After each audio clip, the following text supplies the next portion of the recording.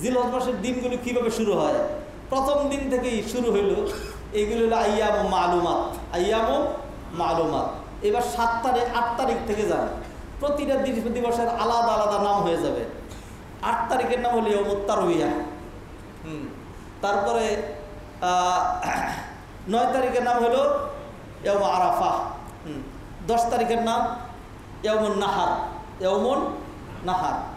11, 12, 13 অথবা 11, 12, হ্যাঁ, হানাফি মাযহাব অনুযায়ী 11, 12, আর অন্যান্য মাযহাব অনুযায়ী 11, 12, 13।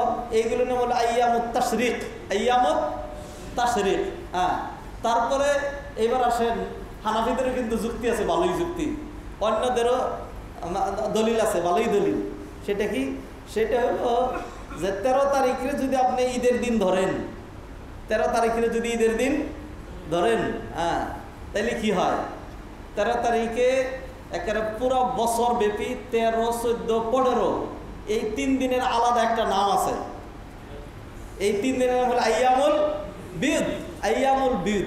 চাঁদ যখন 16 কলায় পূর্ণ হয় আইয়ামুল বিদ বলা হয়। এবং এই 3 দিন হলো রোজার দিন, ঈদের দিন কি নাই? রোজা নাই। যাই হোক, তাইলে দেখেন 13, 14, 15 এগুলো আইয়ামুল বিদ। তারপরে হলো 11, 12 আইয়ামুত তাশরিক, অথবা 11, 12, 13 আইয়ামুত তাশরিক।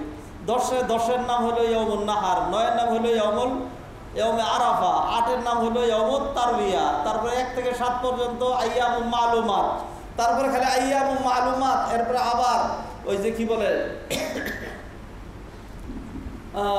8, 9, 10, 11, 12, 13 এগুলোর আবার সমন্বিত আরেকটা নাম আছে। সেটার নাম হলো আইয়ামুম মা'দুদাত, ওয়াজকুরুল্লাহ ফি আইয়ামিন মা'দুদাত ফামান তাআজ্জালা। একটা হলো মা'লুমাত লাম দিয়া, আরেকটা মা'দুদাত দুইটা দাল দিয়া, মা'দুদাত, আরেকটা মা'লুমাত।